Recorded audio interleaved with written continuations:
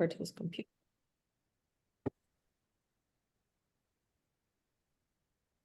Okay, well, thanks everybody for coming to this workshop. I'd like to thank Mark and David, who are the two tutors that are going to be leading this workshop on Ellii. They have been using it for a while, so they know how to navigate it. They use it in their own ways. They're going to show us. So thanks to those guys. They also have agreed to be sort of Ellii tutor liaisons to be on hand if anybody's having trouble using the website, to be on hand to help individuals that might be having problems. So so this Ellii website is something that we've tried to use before, and it didn't. A lot of our tutors didn't decide to use it, or I think that it was tough to navigate. There was a lot of stuff in the previous websites, but since then they've kind of narrowed it down a little bit, and it's a little bit more focused and a lot easier to use. And so hopefully we'll have more of our tutors using it, because I personally think that it's a really great tool for teaching English. And not only is it a great tool, but it just has a lot of different resources all in it. So, without getting too much into it, I am going to pass it over to David and Mark so they can tell us how to use it. Okay, great. Hi, everyone. So Mark and I decided I would spend the first few minutes talking about how I use Ellii, and more about sort of the materials that are available on Ellii, and how I find those materials and how I use them. And then Mark is going to talk more about how Ellii can be a tool, how he uses Ellii to actually work with students directly, giving them homework, interactive ways, and whatever else I forgot, which I'm sure I will, because when we prep for this, we could talk forever about this thing, because I think there's so much in here actually, that it's actually amazing. And I've been, just to let you know, so I've been using it for about a year and a half now. It's pretty much since I started tutoring. So I think that was January or December 2022, or January 23. And I pretty much found it right away, and just was paying for my own subscription, which was like $15 a month or something like that. And I've been doing that ever since. I meet with my students, with my learners, both at the library and by Zoom. So this is a great resource for me, because I have the option of doing things interactively with my students when we're on Zoom, but I also can just print things out and bring them with me to an in-person meeting at the library and use it as well. So I'm going to share my screen. Hopefully that will work. And here we go. And we can get right into it. And Mark and I thought that we'd spend definitely leave some time at the end for questions, but if anyone really wants to interrupt me, feel free. And that goes for Mark too, if you have anything to add. So I just started here because this is, should be a page that you start on, and then you notice that there's logins for teacher and student. Mark will talk more about the student side of that, but I'm just going to log in as a teacher. I used Google, and everyone can see that, yes? Mm-hmm. Okay, good. So when you first log into Ellii, you're going to go to what they call the kind of discover page. And this is a really helpful page for me. I'll just browse it whenever I log on to see what's new. For example, today is May Day, which the US doesn't observe, but this, by the way, is Canadian. I believe this is Canadian. They have a lot of Canadian content in here. And so I think maybe they celebrate May Day in Canada, but I'm not positive. But anyway, but when you get on here, you'll see some ideas, some recommendations. You'll see some ideas for videos. And I use this front page just sometimes to see if there's a topic that's of interest, that, like, oh, I hadn't thought about this. For example, here they even have, I haven't used this yet. I think Mark has. They even have an arrangement with the Washington Post and the Associated Press where they create a lesson related to a specific story. So here's one about Can Coffee Help You Live Longer, or about this Terry Anderson who just died, who many of us remembered that story from the 80s. This is kind of how you start. I don't tend to spend a lot of time on this page, but every once in a while, I'll have an idea, like I'll pull it up and it says President's Day. I'm thinking that's perfect. I'm going to do a lesson on President's Day with my my learners. So one of the things I wanted to point out is, so Ellii has lots of different materials, and the materials have different names. So they have lessons, which are typically things that involve actual tasks for the student to do, and instruction. They have something called resource, which is often just, it could be a chart of some sort, maybe past tense versus present tense, something that a teacher could find helpful about how to teach a certain thing. Typically, the resources are just, they don't have any tasks associated with them or any assignments. They're just kind of information. Then we have videos, and we'll get to that in a second. They have things called videos. They have things called blog posts, which are also teachers talking about how they approach a particular subject. To be honest, I don't really spend much time looking at the blog post, but you know, if you do a search, which I'll show you, blog posts about the topic you're interested in talking about may come up, and you may find it useful. And they also have these flashcards, which I'll also show you in a minute too, where you could find groups of flashcards that you could use. Primarily, that's best for online, because printing out the flashcards is probably a pain in the butt, but you probably could do it. So there's several different ways to access materials. I tend to use the search function, but there is this section here called materials, which you can take a look at. Discover is the page that we were just on. They've organized a lot of the materials into what they call collections. So you might browse on here. Some of this is about new content, but you might see something about, like, even, oh, here's a whole collection on letters. Just the beginning, you know, you're dealing with a real newbie, let's say. You can find things just about doing letters. And if you click on one of these collections, you'll see that they have a bunch of different things that are connected to that topic. So in this case, I see there's a bunch of videos. There's a blog post, which I was telling you about how 15 fun websites to learn the alphabet. And there's even a alphabet song. That's fine. I forgot I have this Zoom about the website. Oh, yeah. Probably best to put yourself on mute unless you're asking Oh, I'm sorry. a question. No That's worries. okay. No worries. I also wanted to point out, which is really helpful when you do end up with a list of things, is they do organize everything by level. So you can see here this, you know, obviously the alphabet song is geared towards pre-beginners and children, but you can also have things that are, here's one like Z versus Z, which is for all levels, or the alphabet's often going to be pre-beginning. But you could go, if we go to another thing, like in these collections, let's say they have collections on everyday topics, for example. So I used one of these, air and space travel, recently, which I thought was kind of fun.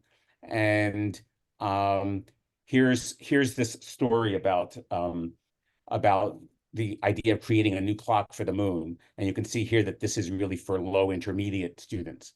So over time, you get a sense of, all right, here's one that's high, intermediate, and advanced. You kind of get a sense, well, this wouldn't be right for my student because X. And often, I'm going to show you in a minute, very specifically about one topic that I'm teaching one of my students who's kind of an advanced beginner about past tense. You might find when you search past tense that there are 3 different lessons, and they might be lessons for different levels.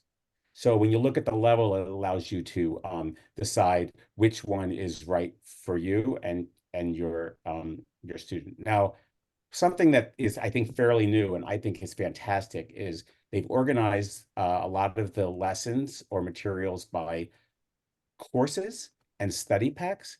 So you can see here, let's go to Grammar Groundwork 2. you can see that they've created a list of lessons, and I'll show you a lesson in a minute. They've created a list of lessons that you could do in this order, starting with the simple present for B and moving on to articles. And then buried in here are not just lessons that are just sort of grammar lessons, but also things like this is probably a story. This is a bunch of stories that use what is being taught in this particular grammar pack. And this is another lesson that's probably more advanced than the first lesson on simple present. And this particular one is 20 lessons long. And I find this particularly useful. This type of organization of courses and study packs I find useful because sometimes, like I'm using with my guy, I'm using right now with one of my learners, I'm using the first book, English for Everyone. And I feel like he needs to know a few past tense words, a few ways of saying I was or I went. He doesn't have to know everything there is to know about past tense yet. And that's not taught in that first book. But if I want to go ahead and look it up in one of these grammar ground books, I can see a few different lessons that might relate to that. It's not in this case, it's not in grammar groundwork 2. I think it's in grammar groundwork 3. But you can actually go find it and say, all right, now I know what other things these people think should go around the teaching of past tense. Hey, David, Yeah, if I could just jump in for a second, just to say this, and I agree with you that the organization by courses and study packs is really a key advancement in Ellii. I've also used Ellii. It used to be called ESL Library for a couple of years. And as Miguel mentioned earlier, the one of the problems with it was disorganized. It was difficult to figure out where to jump in, where to start. It was a good resource to go find a particular lesson on a subject matter or on a grammar issue or lesson, but it didn't provide a curriculum as such that you could start at the beginning, go through the middle, and work to the end. And these courses now provide, if you have a beginning intermediate student, for example, you can find a course level that is perfect for them, shows them the stuff that they want to be learning in order with a succession of lessons that you can do both in person and as homework assignments. And it really ups the game for Ellii quite a bit. Yeah. And you can see here that they have the levels listed for each one of these courses, the assumption being that this is what they consider to be beginning to low intermediate, et cetera. And then below the courses, they have these study packs, which, to be honest, I think I wasn't really using them. Mark showed me the study packs when we were preparing for this. So I'm using Simple Past as my example today. I found a Simple Past study pack. And when you click on that, just on that one topic, they give me a lesson and then 4 different lessons that are actually involve stories and questions. And I'll show you now I'll show you a lesson in a second, because I wanted to show you just 2 other things. Flashcards is here, and you can create your own flashcard sets, but they also have flashcard sets that are kind of pre-created. So you could just do, let's say here, I had one of my learners was working in a restaurant, so we did a whole food thing, and you can add these to your own customized set, or you can select all of them. And if you do a slideshow online, you can just like pick one and you're online. These are a little bit harder to do in person, I think, but unless you're sitting in front of your computer. But I think it's a great way of using flashcards. And in fact, I have my learners having a lot of trouble with just we and they. And I found these subject pronoun flashcards, and at the beginning of every class now. We just start here until he gets it, you know, and I love it. It's I don't have to do it myself. It's there. I found it. It's easy. And then finally, I think I mentioned also that there are videos. I wanted to point out one thing in the videos that I've also recently discovered that I think is really helpful is they have pronunciation videos. They're 1 or 2 minutes long. How do you pronounce S? How do you pronounce Z? And you've got an actual person who's explaining, open your mouth, put your tongue in the middle, blow out, you know, like, and she's doing it in a minute and a half. And it's kind of cool. They have 70 something of these already. And I haven't used it with a student yet, but I plan to as I identify more what they're having trouble pronouncing. Now I wanted to show you here, and then we'll turn it over to Mark, but I wanted to show you a search function. So let's say I was talking about simple past. Okay, that's what I'm looking for. That's what I want to teach today. I click this, and it's going to show me every type of material that has the simple past involved with it. You can filter it up here. You can say, I only want to see lessons, or I only want to see if they have any videos on the simple past. I like to do all, so I can kind of see all the different kinds of materials they have. So here you'll see a blog post on it. Here's a resource. This is probably a chart of some sort. And then here are a couple of lessons. Here is a simple past lesson for pre-beginner to beginner. And here's one for low, intermediate to intermediate. And here's one for beginning to low intermediate. So you kind of can choose, and they call them different things, grammar practice worksheets and fun grammar lessons, but you can kind of choose which one you want to do. So if you look at this one, for example, I open up the lesson. This is for low, intermediate to intermediate. I ignore grades 2 to 5 because we're not, usually dealing with children. But you have once you open a lesson, you have basically 2 ways to look at what this lesson's about. The first one is a PDF. That's going to include in a paper format all of the tasks and every part of this lesson will be in the PDF. And I wanted to show you that the PDF can be a teacher version or a student version. If you wanted to print it out and give it to your student, you can just get rid of all the teacher stuff that's in the back, which, they have answers to the questions and all of that. And you could just use the student version. You could also just print out whatever pages you want to use.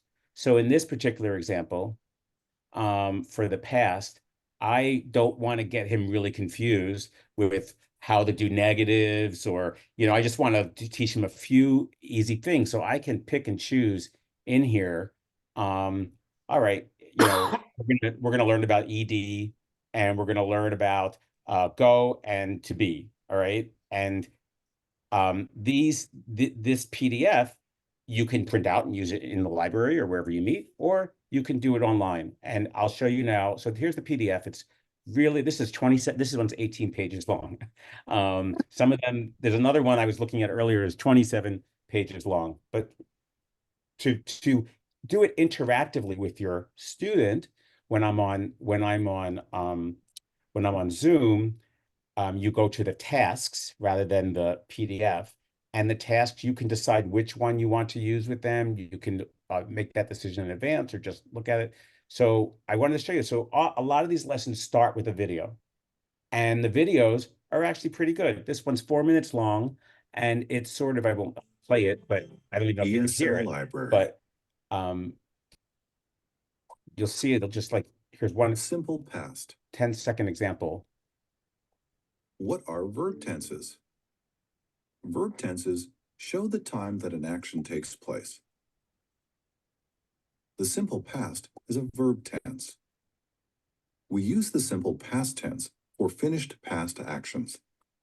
So it will then give some examples, but it does it just in a few minutes, right? So it's a very helpful thing. Then a lot of the lessons will have notes as part of the tasks. So you can even zoom in on the notes if you want for your student to see by Zoom.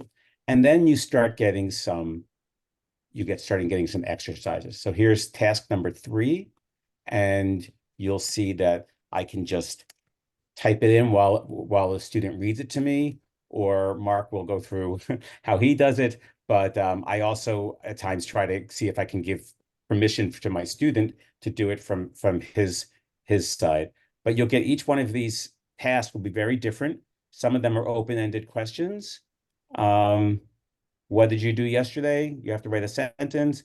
Some of it is fill in the blanks. And some of it might even be multiple choice, for example. But I find that I use these lessons in a lot of different ways. I print out the PDF sometimes. I do the tasks when we're on Zoom together. And I wanted to just show you one more thing. So let's say you're at a lesson, and I'm going to hand it over to Mark because he can talk about sort of like the practical way of using this. You can do several different things with the lesson so that you never lose it. One is you can save it to folders. You can create new folders. Here's my folder for the Ellii tutor presentation.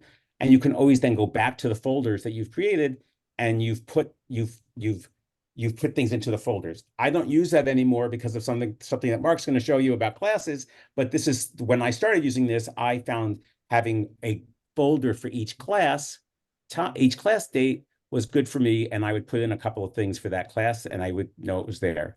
You also can just like it, and it'll appear when you're back on your home page. You go to saved and you can see your likes, and there's the simple past one. So there's a lot here, and you have to find your own way of using it. I think that I prefer the search, see everything that's there, start to narrow it down, look at the grade level that I'm looking at, and then start looking at things like study packs or courses to see what other lessons they have grouped around the lesson that I'm interested in. I know there was a lot, but Mark, I'm gonna turn it over to you. If you want to go through, I can stop sharing, and then you can show how you use it. Sure. From a more practical perspective. Okay. I'm going to share my screen. Let's see.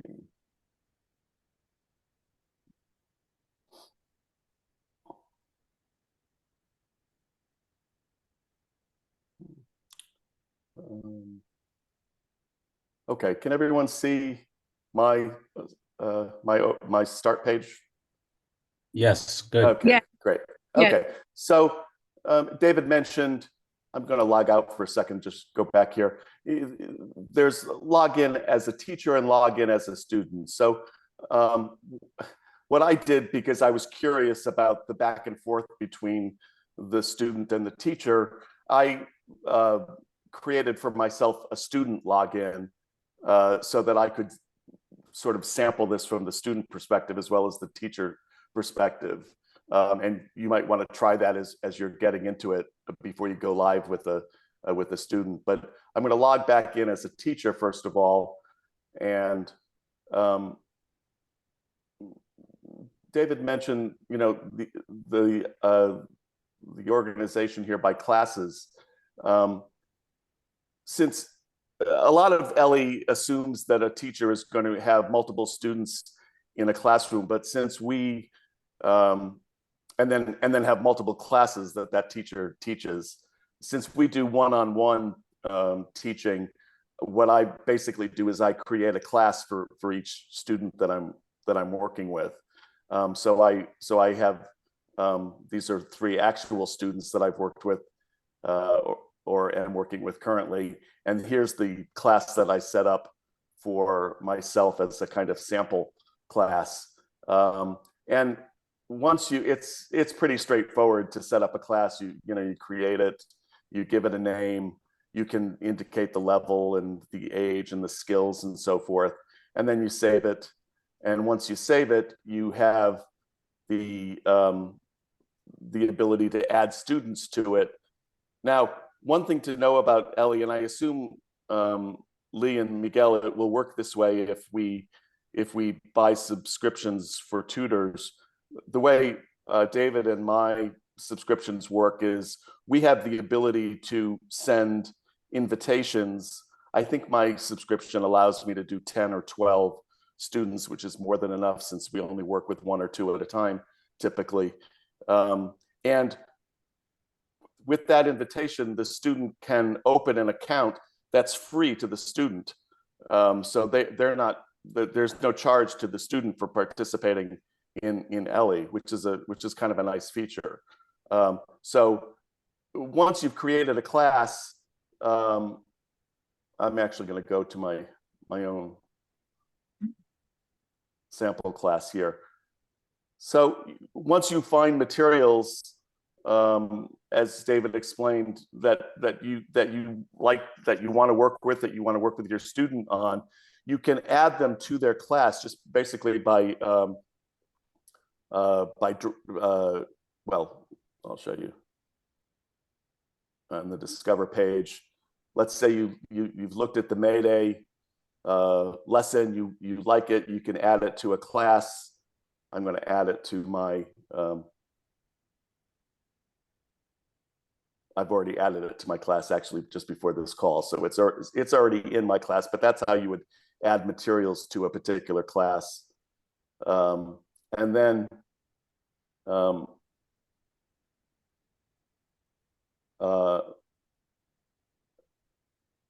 in the classroom itself,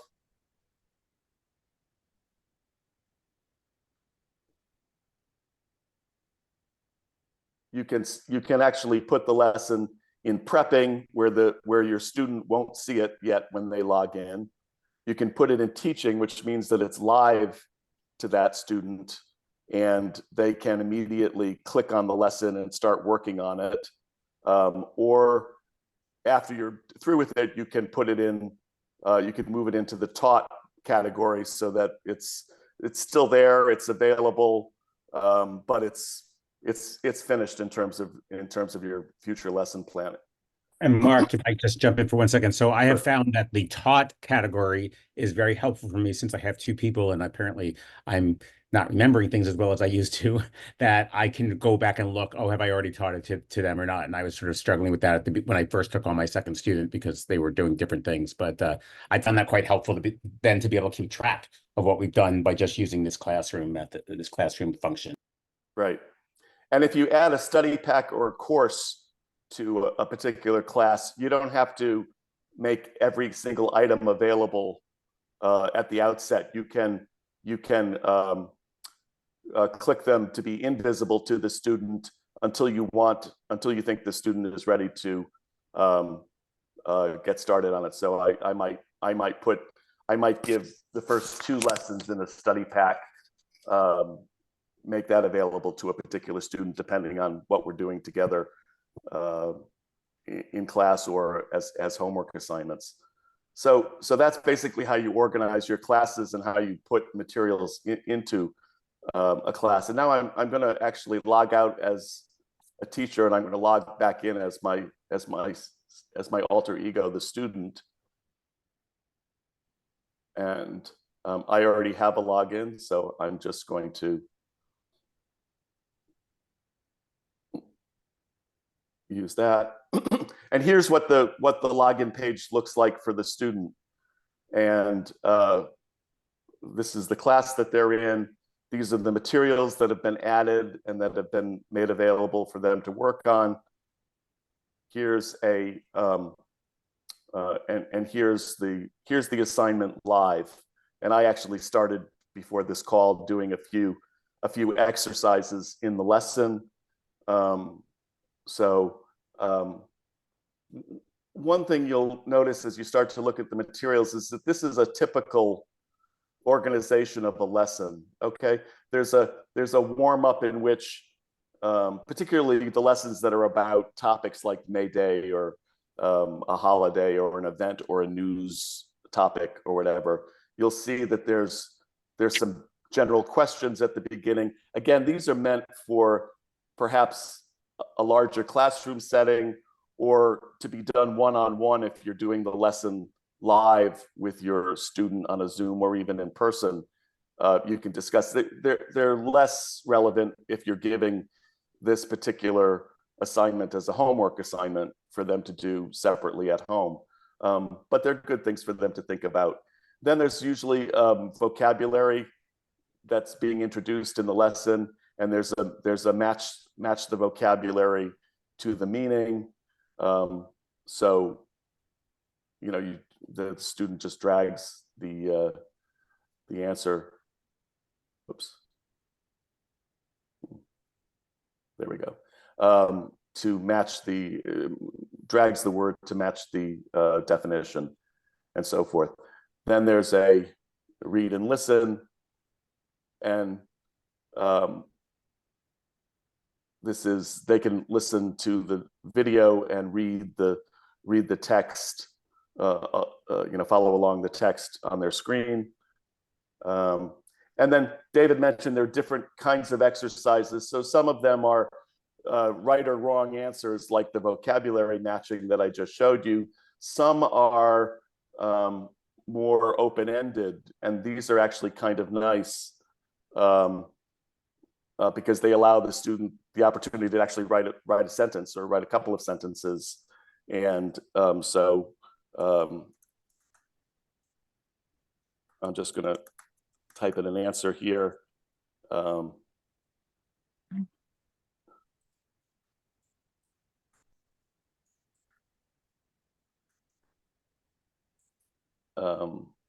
And so forth. And they can review their answers, and then they can submit the answers to you as the teacher. Okay, so they'll go through, and then there's another type of exercise is listen and type. So they listen to the tape, the audio again, and type in the words that are missing. So they're asking for the student to type in the word secular there, which was one of the vocabulary words that was introduced at the beginning. Okay, so I'll submit that one. Okay, and then the answers that are right or wrong type answers, they'll get their score immediately. The software, the website just scores them and shows them the answers that they got right or wrong. The open-ended questions obviously are not scored. They're more, there's more subtlety to that, obviously. So there's an opportunity when you log in as the teacher after the student has done the exercise to look at their progress. First of all, to look at their progress on the assignment in general. How many tasks have they started? How many tasks have they completed? And then on the open-ended questions, you can read their question and you can provide written feedback to them. So I'm going to show you, if I can, quickly.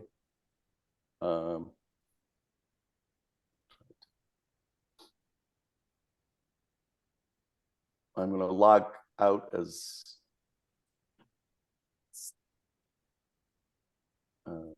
the student, log back in as the teacher.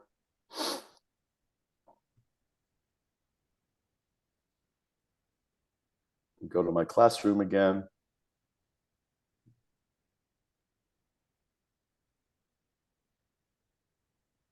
And you can see for this particular lesson, view student results.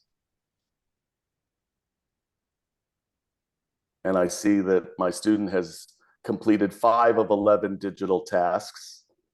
I'm going to dig in deeper and see what they've done. They did the warm-up and they did the vocabulary preview. Oops, they got 2 wrong. And there's an opportunity for them when they get the feedback to correct their own answers. So usually they get 100% on these through trial and error. But just to show you on the discussion question, so I can see the answer that I typed in as a student a little while ago, and you can give them 5 stars, and you can say that's great. answer. March, you are brilliant. And so forth. So you can go down and provide them immediate feedback, and then submit the feedback. And when they log in the next time, they can see your feedback. One thing to mention is that there isn't a communication function within Ellii. So you have to be separately emailing or texting to say, hey, I put 2 new assignments in your classroom on Ellii. You should log in and give them a try this week if you have time. Or I looked at the homework you did great. If you want to see some specific feedback, log back in and look at it. So that's done outside of the Ellii platform. Although there is a way, if anybody uses Google Classroom, you can show that assignments have been posted using Google Classroom, but I don't use that function. So that's something for those of you who do use it and want to explore it to look at it on your own. Mark, how do you, if you want to discuss what the student's already done when you're meeting again, Yeah. is there a way to look at their answers? Because I don't have, neither of my learners want to do homework, but I was just curious, so we do it live in our class, but in our Zoom session, but I was wondering how you kind of go back to I usually bring, and my learners bring, if we're meeting in person, that they'll bring their laptop or their tablet, and we can just log in either as they can log in, or I can log in as the teacher, and you can look at you can look at the screens that we just looked at that show their answers and my feedback. Got it. Yeah, the other thing I would mention about technology is, if you're going to do this on Zoom, and your learner only has a cell phone, that's challenging. It's difficult to show all of this material on a small screen like that. So a tablet or a laptop. I mean, the best is a big desktop computer. But it works well on laptops and on tablets as well. I would say I had a guy who one of my learners only had a tablet at first, and it worked fine, but once he got a computer, I can actually use the remote control function in Zoom to give him the ability to fill in the blanks when we're doing those tasks together. So he's actually doing the typing, even though I'm the one who's sharing the screen, which is a fun thing to be able to do. But it did not work on a tablet. It just was too slow and difficult. Yeah. Hey, David, stay on that for a second, because this was something I learned from you when we met that I thought was very cool. That you are able, if you use this and you're meeting on Zoom with your student, you're able to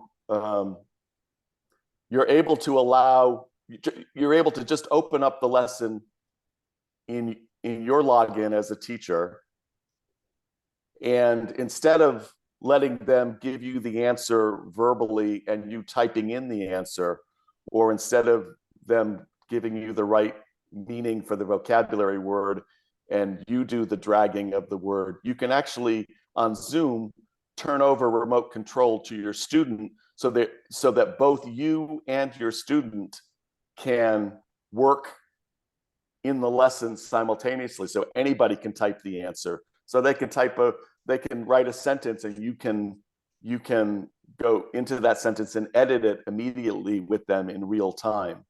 Right. That's a kind of a sophisticated thing, and it's a function not of Ellii, it's a function of Zoom. But it's if you're meeting with your students on Zoom for whatever reason, and those of us who were tutoring during COVID, that's how we were teaching almost completely. That's a nice functionality, actually. Are you talking about the share function in Zoom? You actually, while you're sharing a screen, first you share the screen. And then while you're sharing the screen, there's options. And one of the options is to give the remote control to someone else who's watching it. You have to share your screen first. And then Yeah. once you do that, there's under the shared screen little menu, it says view options. And inside the view options, there's I can request remote control from Mark right now, which I'm doing. And Yeah, I'll it give you allow the him remote control. to it would allow him to well, my computer's not going to do it, but anyway, or maybe that's your computer, Mark, but That's my computer. it's fine. But yeah, so it's you have to share first, then you go find the menu option for remote control. But even if you can't get that to work, sharing your screen, opening up any lesson from Ellii on your shared screen, and working on it together with only you having the ability to do the typing and the moving of the screen and so forth, the scrolling of the screen, that works perfectly fine, actually. And I because I didn't know David's trick, that's how I've always done Ellii lessons on Zoom when I've taught them live on Zoom. So the key takeaway that we wanted you to have was that there's functionality for doing live teaching on Zoom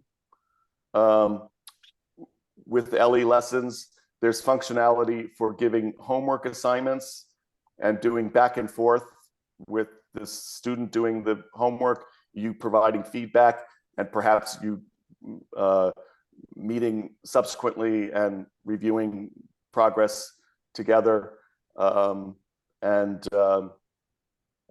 so that's, I think those are the modalities that we wanted you to understand are available. And I will also I'll finish it up and then we can take any questions. Is my learners like it. I mean, they like when we're in person in the books too, but they like when sometimes when that there's something so organized for us to work on together, and that we're not both looking down at our books when we're on a Zoom call. We're actually facing each other and we're working on the computer. Some of the stuff is funny. Some of the pictures are stupid. Every once in a while, there's some music that plays when they show a guitar, for example, or something. And it's a little bit entertaining. And I also have found that the videos, you can slow down the video so that it's slower, so they can watch it in kind of slow motion and hear it in a slower fashion to be able to understand it, because it gets technical. And I think they really like, my guys anyway, have really liked when I've done one of the lessons on an American holiday. They really have liked it, learning about Thanksgiving or learning about President's Day. And you get to do the lesson and you get to point out this is past tense, or this is an article, or show me all the verbs, or, things like that. And they're learning something about the country they live in now at the same time. And I think that's a really, a positive thing that's positive feedback I've received anyway. The ability to go between grammar lessons that can get dry and boring pretty quickly into something that's very topical and current and happening this week, and maybe join the grammar lesson to the topical lesson. It's wonderful. It really makes for a very dynamic classroom session. So I think those are our thoughts. Questions? Yes, I just have a question about my student only has a phone. Do you have students that use this on their phone? You mentioned that would be difficult on their phone. What do you suggest? Well, I would say, I think doing a live class on a phone, like we're doing now, where we're sharing our screens, would be difficult. I think it's fairly easy to bring up Ellii on your phone and do an assignment on it offline, so to speak. So that part of it, I think, works reasonably well. I would say it would be challenging to do a class session though, like this. Kathy, I wanted to say that she should have a laptop through BCC because she's a BCC student, so they give them laptops. She's also a loyal, I'm sorry? Really? Because she's Yes. only using the phone. Okay, She okay. might just not bring it, so you could ask her to bring it. And also, she's been a loyal LitNet student. We may have a laptop to donate to her, but first ask about her BCC one. She should have a Google Chromebook. Okay. Thank you, Lee. Okay. Question, if we want to subscribe to Ellii, is that something we do individually? Is there groups of subscription? And similarly with Zoom, is there a LitNet Zoom, or do we do that on our own? So Zoom you do on your own. You can do it for free. I think that it's back to only 40 minutes, but if you Yes, just it only lasts for 40 minutes. yeah, if you just get right back onto the same link, you can begin again. That's the easiest thing. For Ellii, maybe I don't know if you've been getting emails, but right now you have the ability for free use of it until June 8th. So we're trialing it, and we'd love you all to, Mark and David walked us through how to use it today. We'd love you all to use it until June 8th. And then LitNet wants to decide, what do we do? We're glad to invest in it. We just want to make sure people are going to use it because, as Miguel said, we tried it before and people didn't. So we're trying to assess the right amount. So, but I would say, Peter, that we will be getting a LitNet subscription. So I encourage you. You would have been sent a couple invitations from them that I sent to you. It might be in your junk. I think I do have it. Yeah. do have. Yeah, so you can get on and just practice it, but my guess is we'll be getting a membership. And Peter, I do Zoom with one of my learners, and I do Google Meet with the other learner, which is free and has no time limit that I've been able to discover. He has a Chromebook, and we just determined that Zoom didn't play as well on the Chromebook as Google Meet did. So of course, we do Google Meet on when he's using his Chromebook. I see Joan. And I've had just the opposite experience where Google Meet lasts indefinitely for free, but it doesn't seem to be as sophisticated. Yeah, for sure. As Zoom. And by the way, Zoom has now restricted it so that you can sign back in, but you have to wait 9 minutes.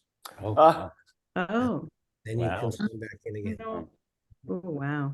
I think Joan had a question. Yeah, Joan has a question, yeah. I do. So my student does not use a computer. She has a computer at home, but it's just her kids basically use it. And we do meet remotely, but she uses her phone, and you do it on FaceTime. So I'm just wondering, I don't think it would work for her, interactively, but is it useful enough for me to use it? Print things out, stuff like that, without, her being able to maybe access it or asking her to try to access it. I would say yes, 100. I mean, 100%. There's so much on there that's so helpful. You can even, send her some of the pages if you had to. Yeah, no, I mean, I could print know. things Yeah, out. I think that's not a problem. I think you can. I mean, there may be a copyright thing, but I haven't seen it. But I don't want to make Not light worry of it. about that. If there is, we shouldn't do it. But basically, you can download a PDF and send the student the PDF, and both be looking at the same material in the same way as if you each had a copy of a textbook that you were looking at. FaceTime, I don't think itself allows you to even share a screen, does it? So I don't think that functionality is possible on FaceTime. We tried Zoom. It just doesn't work with her very well. So. Yeah, okay. Everybody's don't know. different. I was just gonna say, I'd love you, Joan, to try it for the next, 5 weeks or so and see how it does work for you. Like every learner's different, every tutor's different. So, maybe it's a useful resource with printing out or. But it could be interesting, right, Mark, that, if you created a class for her, Mark was showing how you can create a class, and she logs in on her phone into that class, she could, Oh, right. I don't know what it looks like on the phone when she goes ahead to do her tasks. She won't see you, right? She'll have to like, she'll just hear you. But doing the task on the phone while you're there, and you can have the tasks up in front of you as well. You know, you're both in the same place, but she's doing it from the student side, you're doing it from the teacher side. It might be nice and big and easy to do exercises that way. Yeah, as I said earlier, that's right, David. I mean, doing a homework assignment on a phone is or doing a lesson as a student on the phone is perfectly doable. It's I've even given feedback on homework from my phone. You know, it's because I don't know what they shrink the material when you log in on your phone so that it's appropriate for the size of your phone. That's scaling, I guess it's called, but it's so that is doable. And as David says, yeah, you have to try it out, whether you could actually do it live in some way where they're logged in as the student and you're giving kind of, they can hear your voice in the you know, over FaceTime or whatever it is that you are meeting on. Might take a couple of tries. Yeah. Barbara has a question. Okay, so I tried to get on Ellii because they did send me that email, and it says, first, when you go on, make sure nobody else is on. So I was hoping someone would do a share the screen to show us what that means, because I couldn't figure it out. So if one of you could do a share your screen, or not one of you, maybe somebody who's using the LitNet way to get on. Is it one person at a time? In the email, go to Ellii first and make sure no one else is on there, or your way of getting on is going to get confused with theirs. Barbara, I think that refers to make sure you yourself are not already logged on as a different user. I don't think it means that no one else can be logged on, but you have to look, if you were previously logged on, you have to log out before it's going to work. Yes, Barbara, that's what I understood, and it worked for me. So you just went on as a new person? Yes, and I did have to log myself out because I had been in previously. So I had to log out, and then I logged in through the link that was sent, and I didn't have a problem. Barbara, were you on the trial that we did before? Do you remember a few years ago we trialed this? Maybe you had logged in then, and I don't remember, and I haven't tried to log in because I couldn't figure out. Miguel and I, maybe after we're done here, or we can talk and see if we can figure it. The second point is about using Zoom, because I do Zoom with I did Zoom this week, and I set up one meeting to begin at the hour, you know, and then I set up a second meeting that begins half hour later. And I set them up to go forever, you know, or as long as they let me till June, whatever. And I did it yesterday and it worked. And I just have to send her the second little link. And then we just went, okay, we're back on. Smart trick. That's very good. I'm impressed. I'm very impressed. That's great. And I do Google Meets with the other one. And, you know, it's weird, you know, so far they're both okay. Mm-hmm. Yeah. So I just also wanted to mention that Google Classroom came up, and we do have a workshop that we did a couple of years ago on Google Classroom. Mm-hmm. So it kind of gives you directions on how to set up a Google Classroom, if anybody's interested in checking that out. It's on our YouTube channel as well.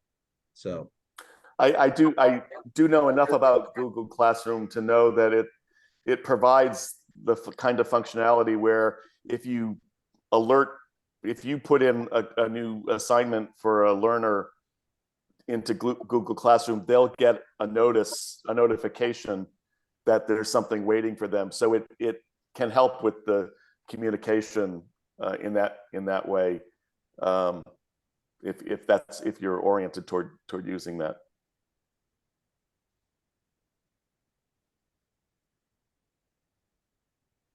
Yeah, so I think from here, this video, I just shared the YouTube link, but basically if you go to YouTube and put in Literacy Network, that's our channel. So there are all kinds of things there, but this also will go on that channel. So if you want to refer back and see what Mark and David shared today, if you want to see that again, that will be helpful.